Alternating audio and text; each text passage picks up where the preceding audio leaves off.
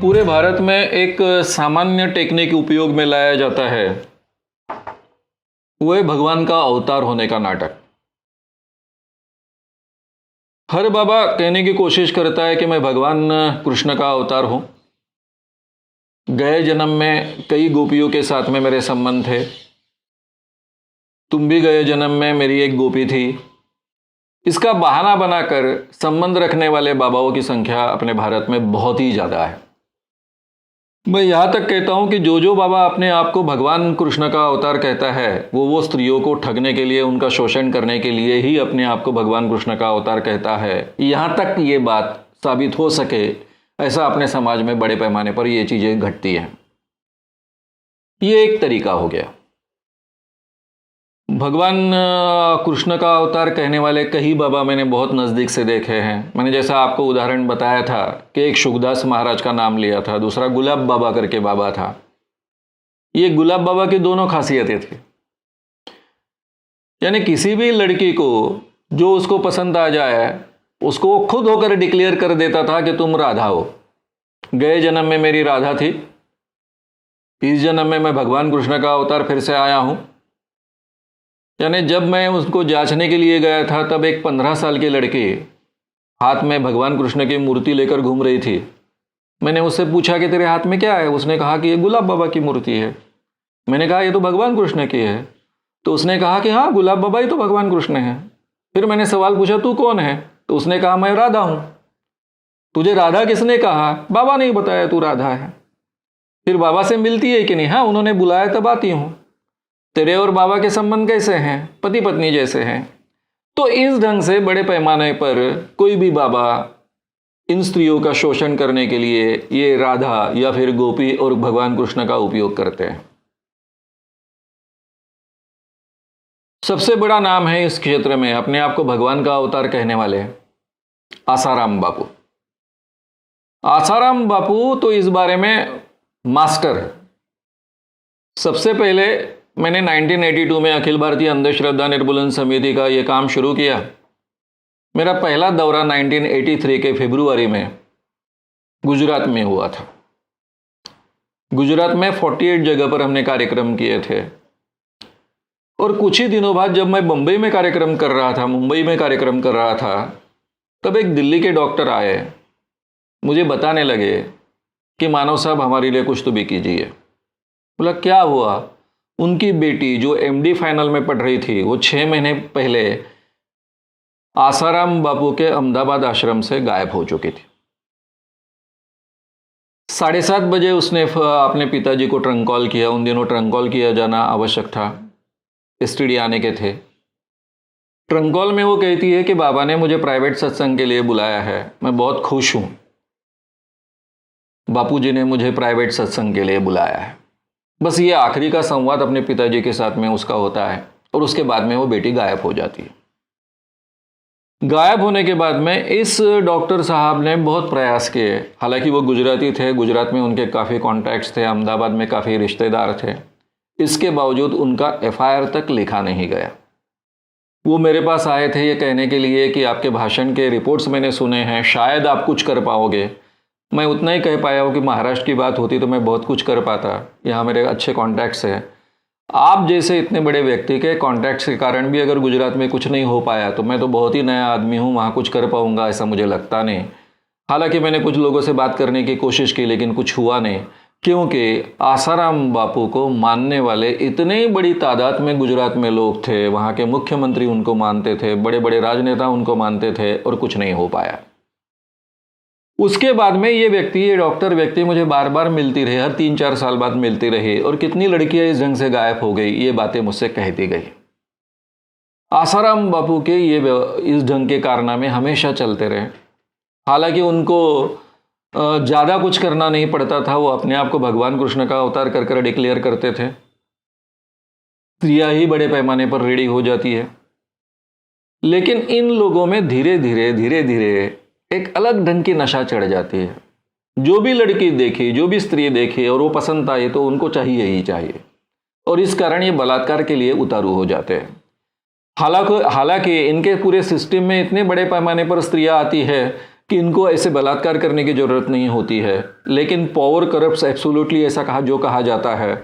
उसी कारण इनमें इतनी क्षमता, या फिर बोलेंगे एक निरंकुश पावर का एक उन्माद इनमें आ जाता है कि इस कारण ये बलात्कार के लिए उतारू हो जाते हैं।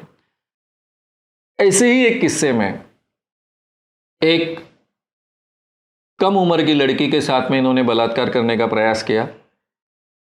तब तक इनका कुछ भी बिगड़ा नहीं था, काफ़ी लड़कियां गायब होने के बावजूद बिगड़ा नहीं था। उस लड़की के माता पिता उस लड़के के साथ में खड़े रहे। ये किस्सा राजस्थान में हुआ था, इसलिए राजस्थान में इसकी केस दाखिल हुई। जिस पुलिस अधिकारी के पास में केस दाखिल हुई वो स्त्री अधिकारी थी। उसका बॉस था, वो भी आईपीएस अधिकारी, बहुत ही स्ट्रांग निकला।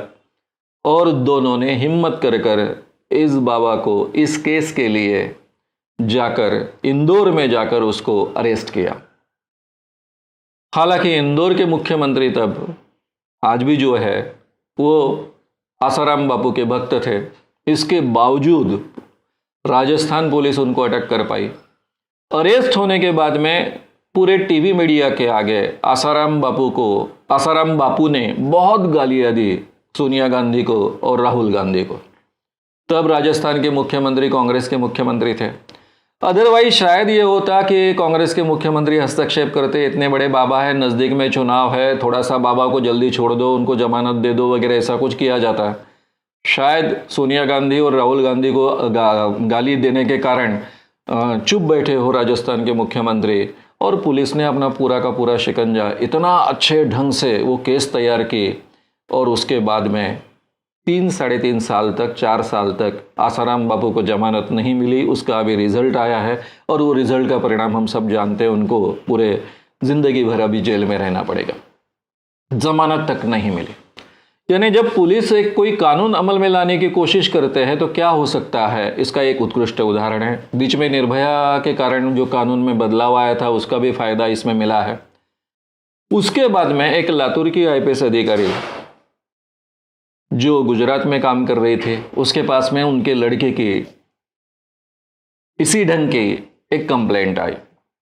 उनका लड़का साई राम, बाप से बेटा सवाई। बाप कम से कम लोगों के लिए प्रवचन करता था, ये तो प्रवचन भी नहीं करता है। इसके 2 ही काम हैं, आश्रम में जाने का, हर दिन एक नई लड़की चुनने का, उसको राधा बनाने का, और उसके साथ में बलात्कार करने का। अहमदाबाद आश्रम में इसने 2 लड़कियों के साथ में ऐसा करने का प्रयास किया। यानी उसका रोज का ही काम था। 2 लड़कियां आश्रम में आई थी, 1 महीना हो चुका था। दोनों भक्त थी आसाराम बापू की। उसमें से एक लड़की को रात को बुलाया गया। जब लड़की ने कहा नहीं, तब उसको, जिन लड़कियों ने उसको बुलाकर ले गए थे, वो लड़कियां उससे कहने लग गई कि अगर तुमने नहीं कहा तो तुमको यहीं पर मारकर बाजू में जो कुआं है उस कुएं में डाल देंगे और तुम्हारा पता भी नहीं चलेगा। तुमको जान बचानी है तो सीधे से सीधे साईराम के साथ में आपको सोना पड़ेगा। उसने अपनी जान बचाने के लिए साईराम के साथ में वो सोई। सुबह आने के बाद में उसने अपने सहेली को ये बात बताई। सहेली बहुत होशियार थी, बहुत बोल्ड थी। उसके ध्यान में आया कि उस पर भी ये नौबत आएगी, इसलिए दोनों दिन भर प्रयास करते रही वहाँ से भागने का। लेकिन भागने के लिए उनको चांस नहीं मिला, क्योंकि जब तक साईराम परमिशन नहीं देता तब तक उनको बाहर जाने देने के लिए कोई तैयार नहीं था।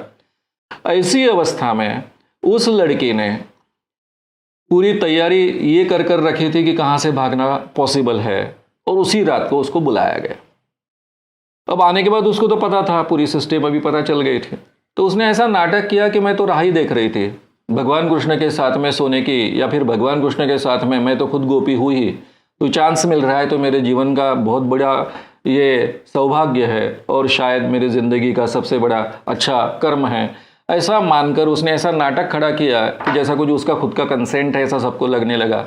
इसलिए जो लड़कियां उसको लेकर आई थी वो भी वहाँ से चले गई, सुरक्षा रक्षक भी इधर उधर चले गए।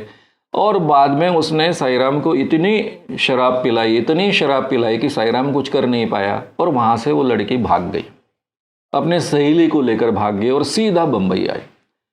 बम्बई में उसके सिस्टर के पति आईपीएस अधिकारी थे। उसको लगा कि मेरे सिस्टर के पति आईपीएस अधिकारी है बम्बई में, तो वो कुछ कर पाएंगे। उनको भी लग रहा था कि मैं बहुत कुछ कर पाऊंगा, क्योंकि मेरे काफ़ी बैचमेट्स अहमदाबाद में हैं, गुजरात में हैं। उन्होंने बहुत प्रयास किया लेकिन सादा एफआईआर तक तब दाखिल नहीं हो पाया था। ऐसा होने के बाद में आखिरी में 4-5 दिन के बाद जब वो कुछ नहीं कर पा रहे थे, एफआईआर दाखिल करना भी पॉसिबल नहीं था, तब उन्होंने प्रेस कॉन्फ्रेंस बम्बई में ली थी। और बम्बई में प्रेस कॉन्फ्रेंस लेने के बाद में इन दोनों लड़कियों ने, उनका चेहरा तो किसी को दिखाई नहीं दिया, लेकिन इन 2 लड़कियों ने अपने ये सब अनुभव कहे और इलेक्ट्रॉनिक्स मीडिया के कारण पूरे भारत में वो पहुँचे। वही अनुभव मैंने आपके सामने कहे हैं। तब कुछ नहीं बिगड़ पाया था, लेकिन भूतड़ा नाम की एक आईपीएस अधिकारी जो लातूर की है, महाराष्ट्र के, उसकी अपॉइंटमेंट अभी कुछ दिनों पहले सूरत में थी। वहाँ पर 2 बहनों ने कंप्लेंट की कि ये साईराम ने उनके साथ में बलात्कार किया है और साईराम को भी अंदर जाना पड़ा, आसाराम को भी अंदर जाना पड़ा। इस ढंग से ये एक तरीका, हम भगवान कृष्ण का अवतार हूँ, मैं भगवान कृष्ण का अवतार हूँ, तुम राधा हो, गोपी हो, इसके जरिए लोगों को ठगना एक तरीका है। दूसरा तरीका अलग ढंग का तरीका होता है, यानी जिसके जरिए स्त्रियों का बहुत बड़े पैमाने पर शोषण करने की गुंजाइश हो, इसी ढंग का एक तत्व ज्ञान, फिलोसॉफी लोगों को कही जाती है। जैसे मैंने स्वामी नित्यानंद की बात कही थी, आचार्य रजनीश की बात है, उन्होंने संभोग से समाधि कर एक तत्वज्ञानी लोगों के सामने रखा था। सेम ये नित्यानंद स्वामी रखते थे। नित्यानंद स्वामी के आश्रम में अगर किसी स्त्री को या पुरुष को प्रवेश लेना है तो वो फॉर्म ही भर कर लेते थे कि इस ढंग से अगर कोई आपके साथ में संबंध आए किसी के, तो उसके बाद में आप बलात्कार और ऐसे किसी चीज़ का आरोप नहीं करोगे, ये पहले से लिख कर लिया जाता था और ये बातें छुपाई नहीं जाती थे। मैंने कहा वो फिलोसॉफी उनकी कही है वैसी उसी ढंग की फिलोसॉफी कि आपको अगर आपको मोक्ष प्राप्त करना है तो कुंडलिनी जागृत करनी पड़ेगी। हर स्त्री में एक पार्वती तत्व होता है और ये पार्वती तत्व जागृत करने के लिए गुरु के साथ में संबंध रखने चाहिए, और गुरु के साथ में जब संबंध रखते हैं तो धीरे धीरे कुंडलिनी जागृत होती है और कुंडलिनी जागृत होने के बाद में वो खुद पार्वती बन जाती है और उसको मोक्ष प्राप्त होता है। इसके जरिए हजारों लाखों स्त्रियों का शोषण होता रहा है। भारत में एक शाक्त पंथ करके एक परंपरा रही है। इस परंपरा के जरिए इस ढंग से कई बातें कह कर बड़े पैमाने पर यह शोषण कई सालों से, हजारों सालों से होते रहा है। हालांकि उसमें एक बात सही थी, उसमें केवल एक बात तथ्य थी, जिसको हम कहेंगे कुछ तथ्य था, तो इतना ही तथ्य था कि सेक्सुअल आनंद जो होता है वो बहुत ही मानवीय जीवन का सबसे बड़ा आनंद माना जाता है। इतना बड़ा आनंद और किसी चीज़ से प्राप्त नहीं होता है, ऐसा भी माना जाता है। आध्यात्मिक क्षेत्र में इसकी तुलना करते वक्त हमेशा की जाती है कि पति पत्नी हो या स्त्री पुरुष संबंध में जो आनंद प्राप्त होता है ऑर्गेज्म के जरिए जो आनंद प्राप्त होता है, वो आनंद कुछ क्षण के लिए प्राप्त होता है, वो क्षणिक आनंद होता है, कुछ ही समय के लिए वो आनंद रहता है। भगवान के साथ में अपने आप को ऐसा जोड़ लो कि आनंद आपको दीर्घकाल प्राप्त होगा। यानी आध्यात्मिक क्षेत्र में जहाँ सेक्स को बहुत कम महत्व दिया जाता है, वहाँ पर भी इसकी तुलना, आनंद की तुलना सेक्स के आनंद के साथ ही की जाती है। इतना वो एक महत्व का विषय है। दूसरा था कि इस ढंग का आनंद अगर प्राप्त करना है तो कुछ ढंग की प्रक्रिया अगर आप उपयोग में लाओ तो दिन ब दिन ये आनंद बढ़ता जाएगा। यानी ये जो सब कुछ था मोक्ष प्राप्त करना, इसमें से तो मोक्ष वगैरह कुछ प्राप्त होता नहीं है। मोक्ष प्राप्त करना ये केवल कल्पना है।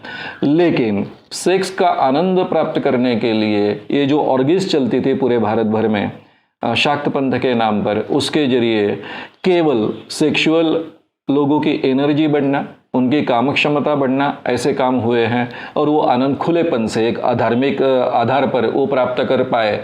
यहाँ तक की बात तो ठीक है, हम समझ सकते हैं कि मानवीय जीवन की एक वो बात है या फिर उसका वो एक हिस्सा है। लेकिन बाबाओं ने इसका भी बहुत बड़े पैमाने पर एक्सप्लॉयटेशन के लिए उपयोग किया है और ऐसे कुछ उदाहरण मैंने आपको दिए हैं।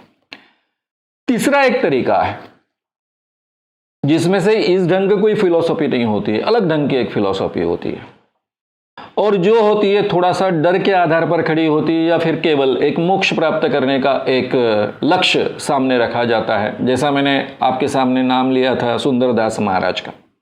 अगर आपको मोक्ष प्राप्त करना है तो स्त्रियों को मोक्ष प्राप्त करने के लिए 10 मार्ग उपलब्ध है और ये 10वां मार्ग है गुरु के साथ में संबंध रखना। गुरु के साथ में संबंध रखेंगे तो केवल उसका ही उसको ही मोक्ष प्राप्त नहीं होगा, उसके पति को भी मोक्ष प्राप्त होगा, पिता को भी मोक्ष प्राप्त होगा, भाई को भी मोक्ष प्राप्त होगा। इस ढंग से एक पूरी फिलॉसफी सामने रखी जाती है और उसके आधार पर स्त्रियों का बड़े पैमाने पर शोषण किया जाता है। उसके साथ में भी मैंने एक बात और कही थी कि कुछ बाबा लोग डर का माहौल पैदा कर कर इसका उपयोग कर लेते हैं। पहले तो स्त्रियों को कल्पना नहीं दी जाती है, पूजा करने के लिए उनको उकसाया जाता है और पूजा करते समय एक एक स्टेप आगे बढ़ते हैं। पहले कहते हैं कि आपको निर्वस्त्र होना पड़ेगा, वस्त्र निकालने के बाद में कुछ ऐसी प्रक्रियाएं की जाती है कि स्त्री खुद होकर तैयार हो जाए। अगर समझो इसके बावजूद उसका गिल्ट कॉम्प्लेक्स के कारण हो या फिर उसकी नैतिक कल्पनाओं के कारण हो तैयार नहीं होती है, तो फिर उसको डर दिया जाता है कि ये अगर अधूरी छोड़ दे और अभी पुजारी के साथ में या गुरु के साथ में अभी संबंध नहीं रखे तो उसके कारण आपका बहुत बड़ा नुकसान हो जाएगा, आपके घर के लोग मारे जाएंगे वगैरह वगैरह। इस डर का माहौल पैदा कर कर भी इस ढंग का एक्सप्लॉयटेशन होता है। तो मैंने आज तक जो कुछ देखा है उसमें मैंने 3 तरीके देखे। एक, बड़े पैमाने पर भगवान का अवतार का नाम लेकर। दूसरा, संभोग से ही समाधि प्राप्त होती है, मोक्ष प्राप्त होता है, इस ढंग की एक फिलॉसफी सामने रखकर। और तीसरा, मोक्ष प्राप्त करने का एक नया तत्वज्ञान सामने रखना, फिलॉसफी सामने रखने, या फिर एक डर का माहौल तैयार कर कर एक्सप्लॉयटेशन करना। ये बड़े पैमाने पर हमारे समाज में होते आया है और लाखों स्त्रियों का आज तक ऐसे इस ढंग से शोषण होते आया है। अगर आपको ये वीडियो पसंद आया हो तो उसे लाइक और शेयर करना ना भूलें। चैनल को सब्सक्राइब करने के लिए और नोटिफिकेशंस पाने के लिए कृपया बेल आइकन दबाएं।